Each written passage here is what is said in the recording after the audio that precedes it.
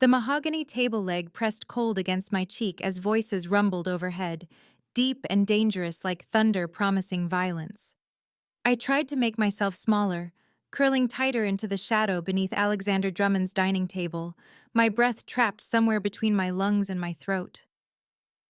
3 days I had been hiding in my mother's quarters, 3 days since Richard's fists had finally driven me out with nothing but the clothes I wore and terror singing in my blood, and now he had tracked me here, to the one place I thought might offer sanctuary. The emergency staff meeting had pulled even my mother from her rooms, leaving me exposed, and in my panic, the only refuge I could find was here, beneath expensive wood that probably cost more than every possession I had ever owned. My shirt stuck to the half-healed wounds on my back, sweat and fear making the fabric cling.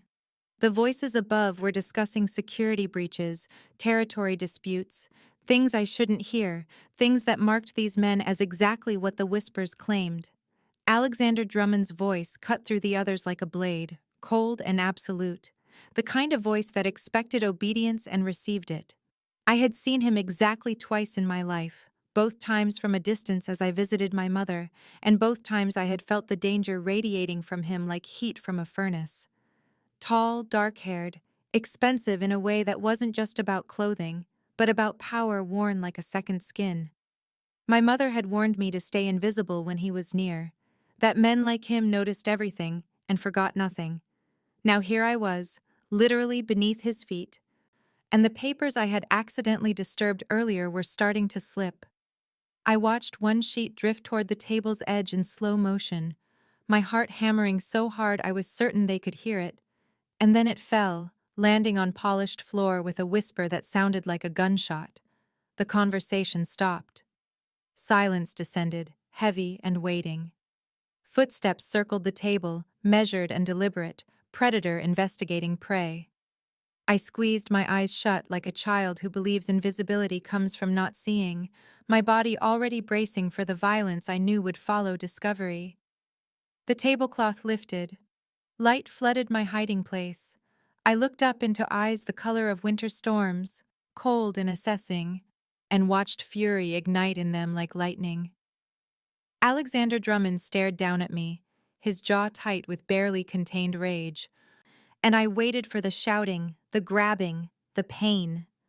But then my shirt rode up as I tried to scramble backward, exposing the landscape of bruises painting my spine, purple and yellow and green, a timeline of Richard's anger written on my skin. Alexander's expression changed. The fury didn't disappear, but transformed into something darker, something that made my breath catch for entirely different reasons. His hand moved and I flinched hard, hitting my head on the table's underside, and I watched something flicker across his face before his features locked into a mask of controlled menace. He straightened, his voice cutting through the room like breaking glass. "Everyone out. Now." Footsteps retreated quickly, his men knowing better than to question that tone. Then there was only silence, and Alexander Drummond looking down at me like I was a puzzle he needed to solve before deciding whether to destroy me or save me, and I was terrified I knew which option made more sense. "Come out." His voice wasn't loud, but it carried absolute authority, the kind that expected compliance without repetition. I crawled from beneath the table with as much dignity as I could manage, which was none, my limbs shaking and my shirt catching on the chair legs. When I finally stood before him, I kept my eyes down, years of survival instinct screaming not to challenge, not to provoke. He moved to the sideboard and poured something amber into a crystal glass, his movements precise and controlled. "Drink this." I shook my head, fear making me stupid enough to refuse. He didn't insist, just set the glass on the table between us like a test I had already failed. Then he began asking questions, each one sharp and tactical, cutting through my panic with surgical precision. "Who did that to you?" Not why or how, but who, the most important variable in whatever equation he was calculating. "My stepfather," I whispered, the words scraping my throat raw. "Richard Colborne. How long?" 6 years. Since he married my mother."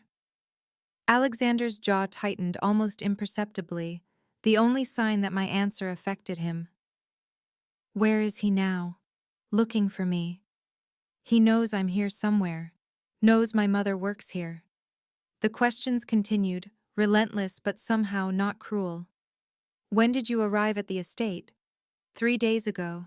Why didn't you go to the police? I tried once, 2 years ago. Richard has friends there. They brought me back to him.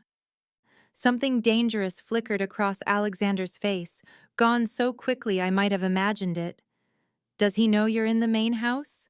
Not yet. I think. I don't know. My voice cracked on the last word, and I hated myself for the weakness, for standing here falling apart in front of a man more dangerous than Richard could ever hope to be.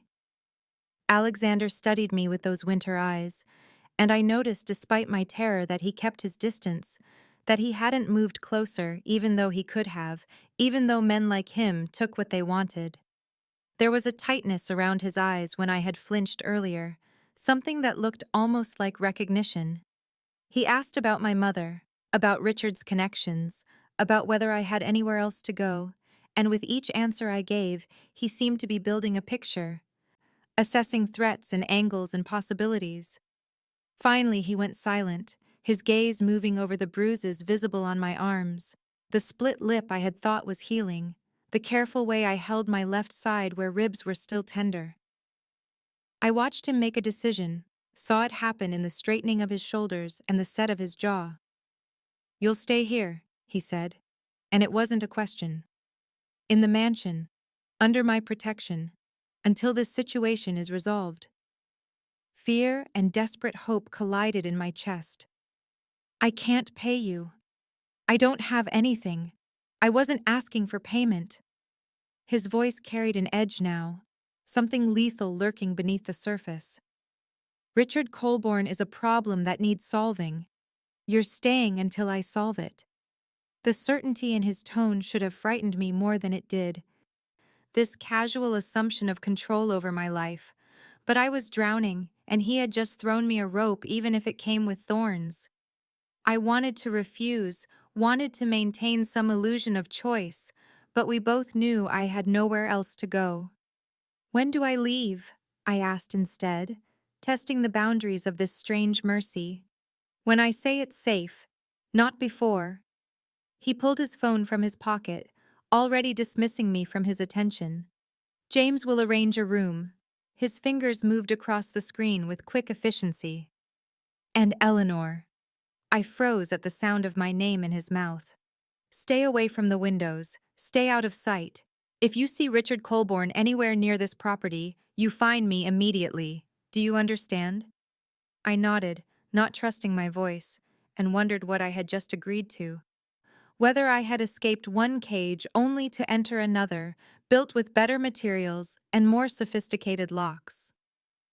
James Sinclair appeared within minutes, his dark suit immaculate, and his expression carefully neutral as he assessed me with the kind of attention that catalogued weaknesses and threats in the same glance. He gestured toward the hallway without speaking, and I followed on unsteady legs, aware of the stares from staff members we passed, their shock visible and quickly suppressed.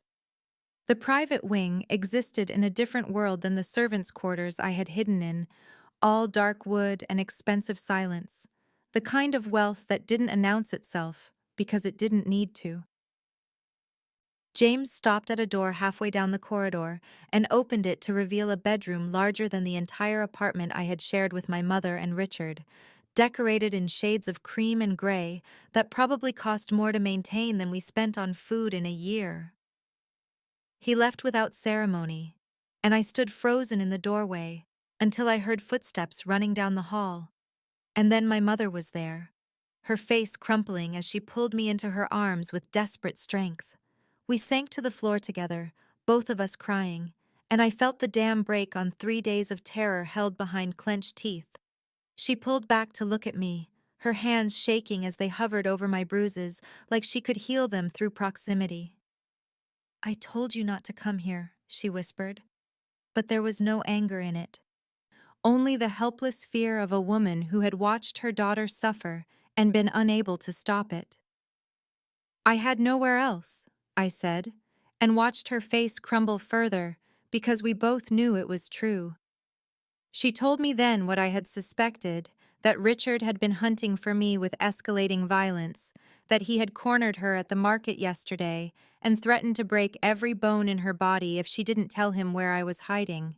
She had denied knowledge, but we both knew he didn't believe her, that it was only a matter of time before he found a way past the estate security or found someone to bribe. My mother held my face between her palms, searching my eyes with the kind of maternal intensity that saw past lies. Mr. Drummond is dangerous, Eleanor. More dangerous than Richard in ways you can't imagine. I know, I said, but I didn't. Not really. Only knew that he had offered protection when I had nothing and no one. Why is he doing this? She asked, the question I had been afraid to examine. I don't know, I admitted. And we sat there in that expensive room neither of us belonged in. Two women who had learned to survive in the spaces powerful men allowed them. Through the partially open door I caught a glimpse of Alexander in the hallway, phone pressed to his ear, his voice too low to hear, but his posture radiating controlled purpose. He glanced toward us once, his expression unreadable, and then moved away toward what I assumed was his own room. James appeared beside him, speaking quietly, and I watched Alexander's jaw tighten at whatever was said. James looked skeptical, his gestures questioning, but Alexander cut him off with a single sharp movement of his hand before disappearing around the corner. My mother helped me to the enormous bed, her hands gentle on my damaged back, and whispered that she would bring me clothes and food, that I should rest while I could. After she left, I lay in silk sheets that felt like water against my skin, and wondered what Alexander Drummond saw when he looked at my bruises. What memory lived behind those winter eyes that made him offer sanctuary to a woman who had nothing to give in return.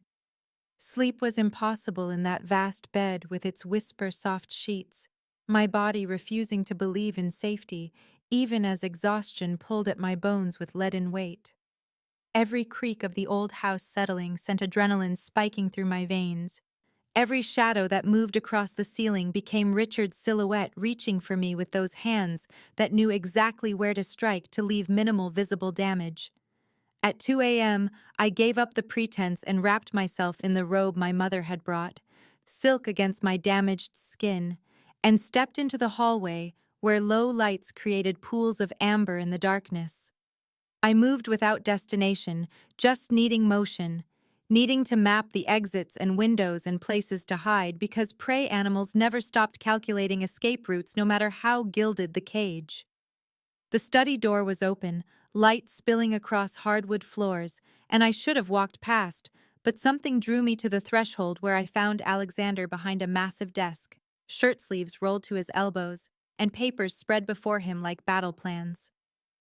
He looked up without surprise, as if he had been expecting me or perhaps hoping for interruption from whatever thoughts kept him working at this hour, when the rest of the world slept. "Can't sleep," he said. Not a question. And gestured to the chair across from him in invitation rather than command. I sat because my legs were shaking, and because something in his face looked as haunted as I felt. Shadows under his eyes that spoke of too many sleepless nights to count. "We don't have to talk," he offered, but I found myself asking why he was awake. What kept a man like him from rest when he controlled so much of the world around him? He was quiet for a long moment, his fingers stilled on the papers, and then he said that men in his position learned early that sleep was a luxury and vulnerability was death. That the moment you stopped watching the shadows was the moment they consumed you. I understood that in my bones, in the hypervigilance that had kept me alive through 6 years of calculated cruelty. "You think my world is evil," he said, and it wasn't defensive, just observational, curious about my judgment. "I don't know what I think," I admitted, because the categories I had lived by seemed less clear now, the lines between monster and protector blurring in the low light. He leaned back in his chair, studying me with those winter eyes that saw too much, and explained that his world operated on codes and consequences. that violence was a language spoken by men who understood the grammar of power and control. Richard's chaos was different, he continued, the random cruelty of a small man who hurt because he could, because no one had ever made him pay the price for his brutality. There's honor in the structure, Alexander said, even in the darkness, and I wanted to challenge that framework, to argue that violence was violence, regardless of the philosophy behind it, but I had watched him offer me protection when he gained nothing from it, and that complicated my certainty. He told me then that he had found Richard, that his people were watching him, that the situation would be handled soon. "I need you to trust me," he said, and the vulnerability in those words struck me harder than any command could have. "I don't trust anyone," I whispered back, the truth raw between us. "I know," he replied, his voice soft with understanding that came from the same wounds. "Trust me anyway." Morning light found me in the servants' hallway, helping my mother fold linens, despite Alexander's explicit orders that I rest and recover, my stubborn need to earn my place stronger than the ache in my ribs and the sharp protest of muscles that had been used as target practice for too many years. My mother protested quietly, but I could see the relief in her eyes that I was moving and breathing and alive, that Richard had not succeeded in breaking me completely, even if the evidence of his efforts painted my skin in shades of purple and yellow and green. I was reaching for a high shelf when pain lanced through my shoulder sharp enough to steal my breath, the movement tearing open something that had been trying to heal, and I felt warmth spread across my back, where the deepest cut from Richard's belt buckle had split skin to the bone. I pressed my hand against the wall to steady myself as black spots danced across my vision, and then Alexander was there, appearing from nowhere, with that predator silence he moved with, his hand on my elbow firm, but not restraining. "What are you doing?" he said, and the anger in his voice was controlled fire, banked, but burning. "Working," I replied through gritted teeth, because I would not be useless, would not be decoration or charity. He made a sound low in his throat that might have been frustration or something darker, and guided me to a nearby chair with hands that were surprisingly gentle despite their capability for violence. My mother appeared with a first aid kit, her movements practiced as she lifted my shirt to reveal the damage, and I heard Alexander's sharp intake of breath at the sight of fresh blood seeping through the bandage she had applied last night. His jaw was tight as he took the kit from my mother and dismissed her with a quiet request for privacy, and then we were alone in the narrow hallway, with him kneeling before me, like some dark prince performing penance. "I should call a doctor," he said, but his hands were already moving with careful precision, removing the soaked bandage and cleaning the wound with antiseptic that burned less than his proximity, the heat of him close enough to feel against my damaged skin. His fingers were steady as he applied new bandaging, his touch clinical but his breathing not quite even, and I found myself watching the concentration on his face, the way his brow furrowed and his mouth tightened at each sign of pain I could not quite suppress. "I had a sister," he said quietly, not looking at me, his hands still working their careful ministration. "Younger than me by 8 years, sweet and trusting and everything good I was not. She married a man who seemed decent, respectable, the kind of man our family approved of, and for 2 years I did not see the signs because I was building an empire and convinced myself she was safe in her pretty house with her charming husband. The bandage was secure now, but his hands had not moved, still resting against my skin like he was afraid I might disappear. When she died, they said it was an accident, a fall downstairs. But I knew, and I understood in his voice, the weight of failure that crushed from the inside, the guilt that no amount of power or money could absolve. The security alert came at midday, while I was in the library trying to lose myself in a book I could not concentrate on. The sharp buzz of Alexander's phone, followed by the immediate tension that transformed his body from relaxed to predator in the span of a heartbeat. He was moving before James finished speaking.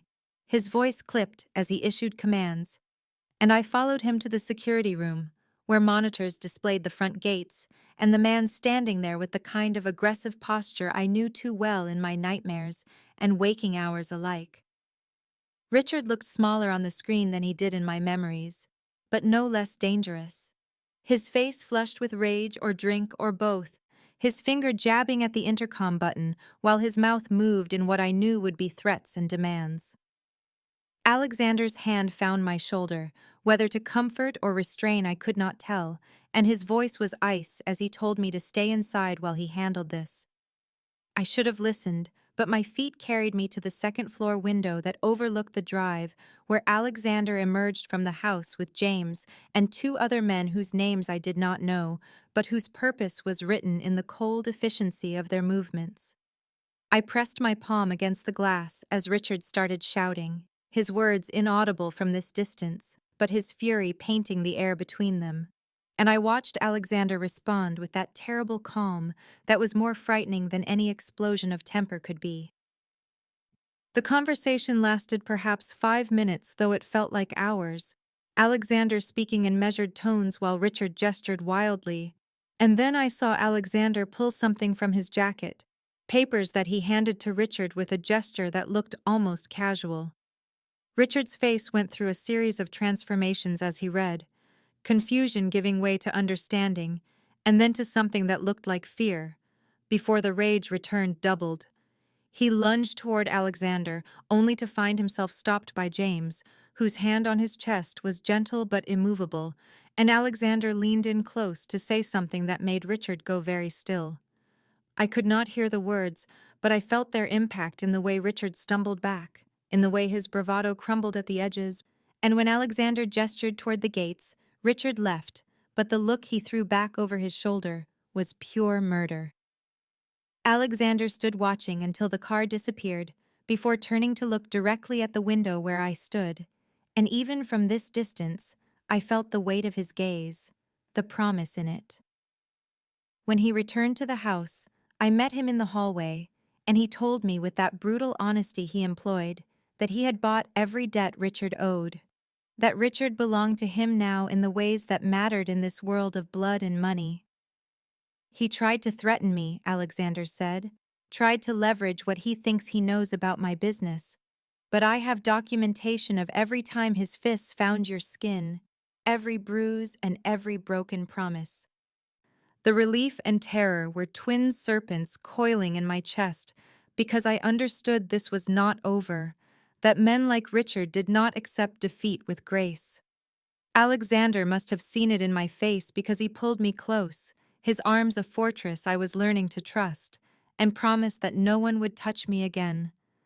The days following Richard's appearance at the gates found me suspended in a strange twilight between gratitude and confusion, my emotions tangled in ways I could not unravel, no matter how many hours I spent trying to understand why Alexander Drummond would expend this kind of resource and attention on someone like me. I caught myself watching him when he thought I was occupied with other things, studying the hard line of his jaw and the way his hands moved with such controlled precision, whether he was signing documents or simply holding a glass of whiskey, and I felt something dangerous unfurling in my chest that had nothing to do with fear and everything to do with want. James found me in the kitchen one afternoon while I was helping my mother prepare dinner, despite her protests that I was a guest now and should not be working, and he leaned against the counter with that casual posture that somehow never looked truly relaxed, and told me that in the 7 years he had worked for Alexander, he had never seen him act this way about anyone. "What way?" I asked, though I was not certain I wanted the answer. Protective to the point of obsession, James replied with a slight smile that did not quite reach his eyes, like you matter more than his own survival instinct would normally allow.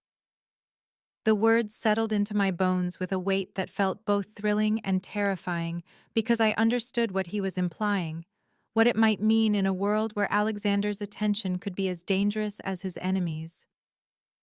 That evening, Alexander requested my presence for dinner in the smaller dining room, just the two of us without the buffer of staff or security, and I found myself changing clothes 3 times before settling on a simple dress that my mother had brought from our old apartment, along with the few possessions I owned.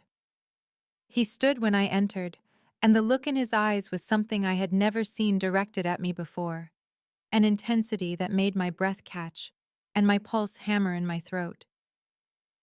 We talked through courses I barely tasted about things we had not discussed before, my abandoned dreams of university, and the literature degree I had planned before Richard entered our lives and made survival more important than aspiration. His own rise through the criminal hierarchy after his sister's death, when rage and grief had forged him into something harder than the boy he had been. I told him about the notebooks I still kept hidden with stories I wrote in stolen moments, about the part of myself I had protected, even when Richard's fists were trying to break everything else. And Alexander listened with a focus that made me feel like I was the only thing in his universe that mattered. When I finally asked why he was doing all of this for me, his hand covered mine on the table, and he said that when he found me under that table, he had seen his sister in my fear, but that his feelings now were not fraternal, were not noble or simple, or anything he could justify with logic. The air between us crystallized into something electric and impossible to ignore, and I understood that we were standing at a precipice where one more step would change everything beyond recall. My mother returned from the market 2 days after that dinner with trembling hands and eyes that would not meet mine. The canvas shopping bags she carried spilling vegetables across the kitchen floor when she set them down too quickly. And I knew before she spoke that Richard had found her. Alexander was in a meeting when I burst into his office without knocking, my mother behind me trying to explain through tears how Richard had cornered her between the produce stalls and the butcher shop, how he had whispered threats against me and against Alexander and against anyone who stood between him and what he called his property. The four men seated around Alexander's desk fell silent as I demanded that he let me leave, that I would go somewhere Richard could never find me, so that no one else would be hurt because of my presence here, and the look Alexander turned on me was cold enough to freeze blood before it transformed into something that looked like pain. He dismissed his men with a single gesture, and then he was standing in front of me, his hands gripping my shoulders with a gentleness that contradicted the fury in his eyes as he told me in a voice like gravel that I was not leaving, that running would solve nothing, that Richard would hunt me and hurt anyone who tried to help me until someone ended him permanently. I wrenched away from his touch and accused him of the same control Richard had always wielded, of making decisions about my life without my consent, of treating me like a possession to be guarded rather than a person with agency, and I watched something crack in his expression as my words landed. He released me immediately and stepped back, his hands raised in a gesture of surrender I had never expected to see from him, and when he spoke again, his voice was stripped of its usual command. "I am asking you to stay," he said, not ordering, not demanding, asking, because you have a choice that Richard never gave you, and I will not be him, no matter how much I want to lock you somewhere safe, until this is over. The distinction settled into my understanding like a key turning in a lock, because he was right. There was a difference between protection offered and control enforced, between safety I chose and a cage I was thrown into. Alexander continued speaking, his words measured and deliberate as he explained his plan to end Richard's threat permanently through legal channels and documented evidence that would see him imprisoned, but that it required time and careful execution, that rushing would leave gaps Richard could exploit. He needed me to trust him to finish what he had started, to believe that his methods would work even when they seemed slow compared to the immediate danger. I looked at my mother standing in the doorway with her hands pressed to her mouth and then back at Alexander with his careful distance and his careful words and his barely leashed violence that he was holding back for my sake, and I made my decision. "I will stay," I told him, "not because you are ordering me, but because I trust you to keep your word," and the relief that flooded his features was answer enough. The machinery of Alexander's organization moved with a precision I had not fully understood until James began explaining it to me over coffee in the sunroom, while Alexander conducted business in parts of the estate I was not yet invited to see. his words painting a picture of systematic dismantling as Richard's gambling associates found their operations suddenly under scrutiny from authorities who had been provided with meticulously documented evidence of their activities. One by one, the men who had enabled Richard's violence and protected him from consequences discovered their protection stripped away, their debts called in, their safe havens no longer safe, and I realized Alexander had been building this case for weeks with the thoroughness of someone who understood that half measures only created future problems. James watched my face as he described the loyalty codes that governed Alexander's world. The brutal but consistent justice system where betrayal meant death, but loyalty meant protection. The violence that maintained order in a realm where traditional law held no authority, and I found myself disturbed by how much sense it made, even as it contradicted everything I had been taught about right and wrong. "You are bothered by it," James observed without judgment, "but you also see why it works, why men like Alexander command respect, while men like Richard only inspire fear." And I nodded because he was right. There was a difference between power earned through strength and reliability versus power taken through unpredictable cruelty.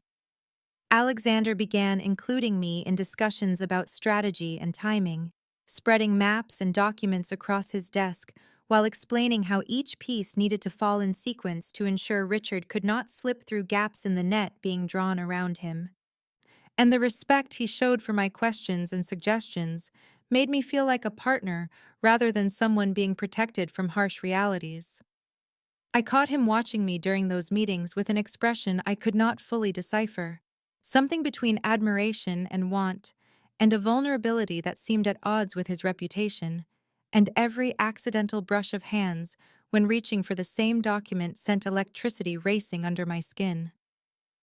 One evening found us alone in the library, where I had been reading while he worked through contracts. The silence between us comfortable until it shifted into something charged when he crossed the room and sat beside me, close enough that I could feel the heat radiating from his body. His hand lifted to my face, fingers tracing the line of my jaw with a gentleness that made my breath catch. And I turned toward him knowing what was about to happen and wanting it with an intensity that frightened me. The space between us collapsed to nothing as his eyes dropped to my mouth and mine to his, the inevitability of the kiss hovering in the breath we shared. And then the sharp buzz of his phone shattered the moment with the efficiency of breaking glass. "Security alert," he said after glancing at the screen, his voice rough with frustration and something darker. "Richard has been spotted at the eastern perimeter," and the protective instinct that flooded his expression shifted into something possessive and absolute as he stood and moved toward the door, already issuing orders into his phone, while his free hand gestured for me to follow him somewhere safer than here. Alexander ordered me to the secure room in the basement, but I refused to hide while Richard hunted me, insisting I would stay in my bedroom where I could at least see what was happening through the windows that overlooked the eastern grounds, and the argument we had in the hallway was brief and fierce before he relented with a curse and stationed 2 guards outside my door with instructions that made his expectations lethally clear. I watched from my window as security teams moved across the lawn with tactical precision, their shapes dark against the landscape lighting that had been activated to eliminate shadows, and I counted minutes that felt like hours, while my heart hammered against my ribs with a rhythm that was part fear and part anger, because I was tired of running and tired of being afraid and tired of Richard stealing my peace. The guards outside my door responded to something on their radios, and I heard their footsteps retreat down the hallway with speed that sent ice through my veins. And then the door to my room opened, and Richard stood there with a gun in his hand and blood on his shirt that I hoped was his own, his face twisted with the familiar rage that had haunted my nightmares for 3 years. "You ruined everything," he said as he moved toward me with the weapon raised. "You destroyed my life and your mother's, and now you are playing whore to a criminal who will throw you away when he gets bored." And the words were designed to cut, but they only fueled the anger that had been building in me since the day I ran. I grabbed the heavy lamp from my nightstand and swung it at his head before he expected me to move. The satisfying crack of brass against his skull, followed by his howl of pain and rage as he stumbled backward, and I realized in that moment that I was not the same terrified girl who had cowered under his fists. He recovered faster than I wanted and lunged at me with the gun swinging toward my face, but I ducked and drove my knee into his stomach the way James had taught me during our practice sessions in the gym, and Richard's breath left him in a shocked gasp. "You are nothing," I told him as he fell to one knee. "You have no power here, and no power over me, and you will never touch me or my mother again." And then the door burst open with enough force to splinter the frame as Alexander and 4 security guards flooded into the room. Alexander's eyes found me first, scanning for injuries with an intensity that was almost physical. And then they moved to Richard kneeling on my floor, with blood running down his face and the gun lying 3 feet away where it had fallen, and the expression that transformed Alexander's features was murder given human form. He crossed the room in 3 strides and hauled Richard up by his throat, slamming him against the wall hard enough to crack plaster, and I saw his hand pull back in a fist that would end Richard's life if it landed. "Alexander, stop," I said, not shouted, but said with a firmness that cut through his rage. "Do not kill him, because I need you here with me, not carrying that weight for my sake." And his fist froze mid-swing as his eyes found mine again. Police sirens wailed in the distance, growing closer to him. And James appeared in the doorway, saying the authorities were 2 minutes out with the evidence packages already in their possession. And I watched understanding settle into Alexander's expression as he realized this had always been the plan. Richard was taken away in handcuffs, with blood still streaming from the wound on his head, and Alexander stood with his hand still braced against the wall, where he had stopped himself from delivering a killing blow, the muscles in his jaw working as he watched the police lights disappear down the drive, while I remained frozen in the center of my room, with adrenaline still screaming through my veins and the lamp I had used as a weapon lying broken at my feet. The moment the lights vanished, Alexander turned to me and closed the distance between us in 2 steps. His hands framing my face with a gentleness that contradicted the violence still coiled in his body, his eyes searching mine with an intensity that stripped away every defense I had left. "You are hurt," he said, even though I was not, even though Richard had not managed to land a single blow, and I realized he was seeing damage that went deeper than bruises or blood.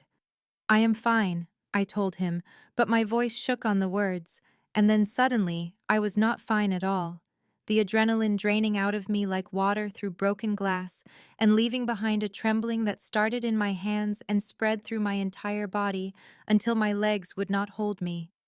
Alexander caught me before I fell and lifted me as though I weighed nothing, carrying me to the bed and sitting with me cradled against his chest while I shook apart in his arms. 3 years of terror and rage and desperate survival finally breaking through the walls I had built to contain them. He did not tell me to stop or to be strong, or that it was over now. He simply held me and let me fracture against the solid certainty of his presence. One hand stroking my hair, while the other remained wrapped around my back, as though he could hold the pieces of me together through sheer will. Hours passed, or maybe minutes, time losing meaning in the aftermath of violence, and eventually the shaking subsided into exhaustion so profound I could barely keep my eyes open. But when I tried to pull away, Alexander tightened his hold. "Stay," he said quietly. "Let me stay with you tonight." And I nodded against his chest, because the thought of being alone terrified me more than the vulnerability of letting him see me this broken. He shifted us both so we were lying on the bed with my head tucked under his chin and his arms creating a cage around me that felt like safety instead of captivity. And in the darkness, I heard him begin to speak. "My sister was named Caroline," he said, his voice rough with a pain that matched my own, "and she was 3 years younger than me, and so full of light that everyone who met her fell a little bit in love with her. And when she married at 22, I thought she had found happiness, until I saw the bruises she tried to hide beneath long sleeves and bright smiles." I turned in his arms so I could see his face, and found his eyes fixed on the ceiling, as though looking at me would make the confession impossible. I tried to help her leave, but she kept going back because he convinced her she deserved it, and that he would change, and that love meant staying. And Alexander's voice cracked on the word love, as though it had become something obscene. She died when I was 30, a fall down the stairs that everyone knew was not a fall, and I was too late because I had believed her when she said she would leave after one more chance, and the guilt in his expression was a mirror of every failure I had ever felt. "You are not too late with me," I whispered. "You saved me when no one else could." And his eyes finally met mine with a vulnerability that took my breath. "I have loved you since I found you under that table," he confessed. "Loved your courage and your strength and the way you refused to let fear make you small." And I knew in that moment that this man who commanded empires and inspired terror had given me something he had not given anyone else, the truth of his wounded heart. Morning light filtered through the curtains and found us still tangled together on top of the covers, neither of us having slept, but both of us finding something like peace in the silence between confessions. And when Alexander finally stirred, it was to press his lips against my forehead with a tenderness that made my chest ache before he pulled back to study my face with an expression I could not quite read. "We need to talk about what happens now," he said quietly, and I felt my stomach drop because those words carried the weight of endings, despite the night we had just shared, and I forced myself to nod even though I wanted to hide from whatever came next. "Richard will be in prison for at least 15 years with the charges we have documented and the testimony your mother has agreed to provide," Alexander continued, as he sat up and pulled me with him, so we faced each other in the growing light. "And that means you are free, Eleanor. Truly free to build whatever life you want without looking over your shoulder." The way he said it felt like goodbye, and I found myself pulling back from his touch, wrapping my arms around myself as though I could hold together the pieces that were already starting to fracture. "What are you saying?" I asked, though I was afraid I already knew, "that you kept me safe and now I should leave?" His eyes closed briefly, as though my words caused him pain, and when they opened again, they were full of something that looked like grief. "I am saying I will give you anything you need," he said with careful precision. "Tuition for university anywhere in the world, an apartment in whatever city calls to you, a trust fund so you never have to depend on anyone for your safety or survival, everything you should have had before Richard stole it from you." Each offer felt like a knife sliding between my ribs because I heard what he was not saying, that he was offering me freedom from him and his dangerous world because he believed that was what I needed. "You want me to go?" I said flatly. "You think I should take your money and build a nice safe life somewhere far from here?" And the bitterness in my voice surprised us both. Alexander reached for me, but I stood up and moved to the window, needing distance to breathe through the pain blooming in my chest. "I want you to have choices," he said from behind me, his voice rough. "I want you to have the life you deserve, instead of being trapped here by gratitude or fear or misplaced feelings born from crisis and proximity." I turned to face him and found him standing now too, his hands clenched at his sides as though it took physical effort not to reach for me. "Misplaced feelings," I repeated. "Is that what you think this is? What you think last night was?" "Yes," he said, but the word came out broken. "You think you love me because I protected you. But Eleanor, when the danger fades and the adrenaline stops, you will see me clearly, see what I am and what my world demands, and you will regret binding yourself to someone who can only offer you darkness." The fact that he believed that he had already decided I would leave, filled me with a fury that burned away the hurt.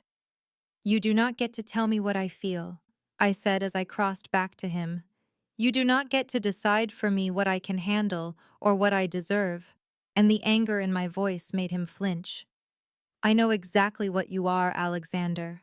I have seen your world and your violence and your darkness, and I am choosing you anyway, choosing this life with full awareness of the risks, because safety without you is just another cage." Something cracked in his carefully controlled expression, and his hands came up to frame my face with shaking fingers. "You should want more," he whispered. "I want you," I told him. And then I kissed him with all the desperate certainty flooding through me, claiming him the way he had claimed me with his protection, and his confessions, and his broken heart. And after a moment of shock, he kissed me back with a hunger that felt like surrender, his arms wrapping around me as though he could pull me inside his skin, where I would be safe and his forever. The next morning, Alexander installed me in his study with a laptop and financial records from his legitimate businesses, 3 import companies, and 2 property development firms that operated entirely within legal boundaries. And when I looked at him with surprise, he simply said, "If you are staying, then you work. I will not keep you like some decorative thing that exists only for my pleasure." The words should have offended me, but instead they felt like respect, like acknowledgement that I had value beyond what I could offer him in private moments. And so I dove into the spreadsheets and contracts with a focus born from years of unused intelligence, finally finding purpose. The businesses were profitable but disorganized, managed by competent people who lacked vision for growth, and within 3 hours I had identified 4 areas for improvement and drafted a proposal that made Alexander stop his own work to read over my shoulder, his hand coming to rest on my neck as he studied my analysis. "This is good," he said quietly. "Better than good. Where did you learn this?" And I told him about the 2 years of community college I had managed before Richard had isolated my mother and made continuing impossible, about the business courses I had loved, and the career I had imagined before survival became my only goal. Alexander was silent for a long moment before he said, "You will finish your degree, online or in person as you prefer. I will arrange it." But I shook my head because I did not want his charity. "I will earn it," I told him. "Pay for it with salary from real work in these companies." And his smile was sharp with approval before he kissed me hard and fast and returned to his own desk as though we had just negotiated a deal that satisfied us both. James appeared at lunch looking at me with reassessment, his usual wariness replaced by something like curiosity. And when Alexander stepped out to take a call, James said he has never brought anyone into the business side before, never trusted anyone outside blood with access to even the legal operations. "You realize what this means?" And I admitted I did not. "Not really." "It means he sees you as permanent," James explained. "As someone who will still be here in 5 years and 10 years. It means you have power now whether you want it or not, because everyone in our world will know you matter to him. And that makes you both protected and targeted." The words sent ice through my veins. But before I could respond, Alexander returned with tension in his shoulders and a phone still in his hand. "We have a problem," he said, looking between James and me. "The Volkov organization has been asking questions about you, Eleanor. They know you are here, and they know what you mean to me." And I felt the fragile safety I had built over the past weeks begin to crack. James swore quietly, but Alexander held up a hand, his eyes never leaving mine as he said, "This is what I meant about my world bringing you danger. It is not too late to choose differently." And I felt fury rise hot and sharp because we had already had this conversation. "I am not leaving," I told him. "So instead of trying to protect me by pushing me away, tell me who they are and how we handle this together." And the word together hung in the air between us until Alexander nodded slowly and began to explain the threat we now faced as partners rather than protector and protected. The call came at 4 in the morning, 3 days after the Volkov threat emerged. James bursting into Alexander's bedroom, where I had been sleeping wrapped in his arms, and the look on his face told me everything before he said, "They have Martha. They took her from the market yesterday and just sent proof of life with demands." I was out of bed before Alexander could stop me, pulling on clothes with shaking hands while my mind raced through every terrible possibility. And when Alexander tried to tell me to stay at the estate while he handled it, I turned on him with a fury that made even James step back. "She is my mother, and I will not hide here while she is terrified and alone because of me," I said. and the crack in my voice betrayed how close I was to breaking, but I refused to give in to the fear. Alexander looked at me with something between pride and anguish, before he nodded once and said, "Then you follow my lead exactly. No heroics and no deviation from the plan, because if I lose you both, I will burn their entire organization to the ground and damn the consequences." We spent 2 hours in his war room, as James called it, a basement space filled with monitors and maps where Alexander's key people gathered to plan the extraction, and I listened as they discussed entry points and weapon distribution and contingencies with the clinical precision of soldiers preparing for battle.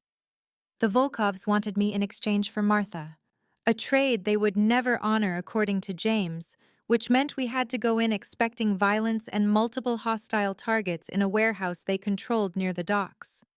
Alexander kept looking at me as though waiting for me to break or reconsider, but I met his gaze steadily, even though my hands trembled when I thought about what we were walking into, because this was the reality of his world, and I had chosen it with full awareness that danger would find me eventually. They outfitted me with a vest that felt heavy and constraining, taught me basic hand signals, gave me a weapon I barely knew how to hold, though Alexander spent 20 minutes showing me how to aim and fire if I had no other choice. "You stay with James at all times," Alexander told me as we loaded into 3 black vehicles, his hand cupping my face with a gentleness that contrasted sharply with the cold focus in his eyes. "You do exactly what he says, and if this goes wrong, you run and let us handle it," promised me Eleanor. I promised because I could see he needed to hear it, even though we both knew I would do whatever necessary to get my mother out safely. And then we were moving through the pre-dawn darkness toward a confrontation that would either prove I belonged in this world or get us all killed. The warehouse loomed against the gray sky when we arrived, rusted metal and broken windows that spoke of abandonment, but I could see shadows moving inside and knew the Volkovs were waiting with my mother as bait for a trap they believed would catch Alexander off guard. James stayed close as we moved into position, his presence steady while my heart tried to hammer out of my chest, and when Alexander gave the signal, everything happened at once, doors breaching and weapons raised and voices shouting commands in the chaos of sudden violence. I saw my mother tied to a chair in the center of the space, her face bruised but her eyes alert, and when she saw me, her expression shifted to horror because she had never wanted me in danger like this. But I was already moving with James beside me while Alexander's people engaged the Volkov soldiers in a firefight that turned the warehouse into thunder and smoke. One of them came at me from the side and training I did not know I possessed took over, the weapon in my hands rising to fire twice into his chest before he could reach me, and the recoil shocked through my arms as he fell. But I did not have time to process what I had just done because James was pulling me forward toward Martha. I reached her as bullets sparked off metal nearby, and my hands fumbled with the ropes binding her wrists, her voice saying, "Get out of here, baby. This is not your fight." But I told her it absolutely was, because she was mine to protect, now just as much as I was hers. Alexander appeared beside us with blood on his sleeve and death in his eyes, lifting Martha over his shoulder while James and I provided cover, and we were moving back toward the exit when I saw the Volkov lieutenant raising his weapon toward Alexander's unprotected back, and I did not think I just fired, the shot taking him in the shoulder and buying us the seconds we needed to reach safety. The drive back was silent, except for Martha's quiet crying and Alexander's hand gripping mine so hard it hurt, his eyes meeting mine with something I recognized as equal parts terror at how close we had come to disaster and respect for what I had proven I could do. 6 months passed, like water finding new channels through stone, reshaping everything it touched until the landscape became unrecognizable from what it had been before.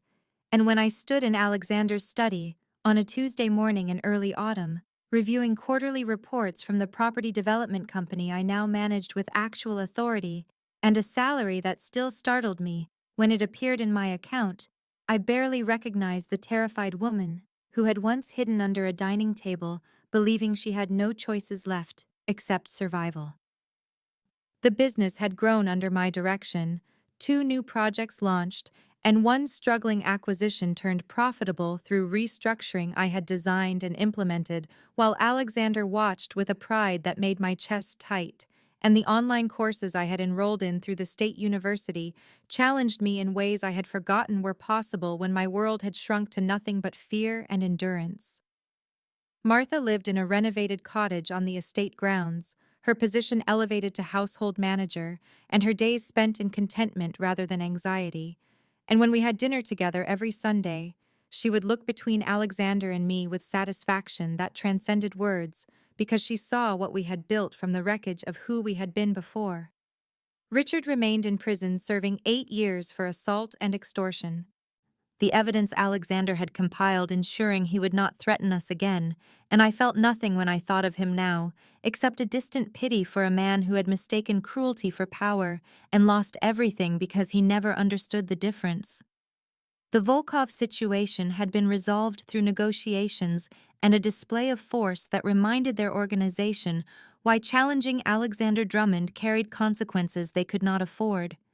And my role in Martha's rescue had earned me a reputation within his world as someone not to be underestimated, a woman who stood beside rather than behind the man she loved. James had become something like a friend. His initial wariness transformed into respect and occasional humor, and he told me once that Alexander was different now, less isolated and more human, as though loving me had reminded him he was more than the weapon his life had forged him into. Alexander appeared in the study doorway as I finished the last report, his presence still capable of making my pulse quicken, even after 6 months of falling asleep in his arms and waking to his kiss. And when he said, "Come with me, there is something I want to show you." I followed him through the mansion to the gardens where October roses bloomed in defiance of the cooling weather. We walked in silence to the fountain at the garden's heart, the same fountain I had seen from my window that first terrifying night, when I had believed I was entering another kind of prison, and Alexander turned to face me with an expression I had learned meant he was about to say something difficult or important, or both. "I do not believe in romantic gestures or pretty words," he said. "You know what I am, and what my world requires, and I will not pretend loving me is safe or simple. But you have become essential to my life in ways I did not think possible for someone like me, and I want to make it permanent if you will have me." He produced a ring from his pocket, platinum with a single emerald the color of his eyes, and his hand was steady as he said, "Marry me, Eleanor, not because I want to own you, but because I want to stand beside you as an equal partner in whatever comes next." I looked at the ring and then at his face, seeing the vulnerability beneath the control and the hope beneath the certainty. And I thought about the woman I had been 6 months ago compared to the woman I had become through choice and courage and love that had healed wounds I thought were permanent.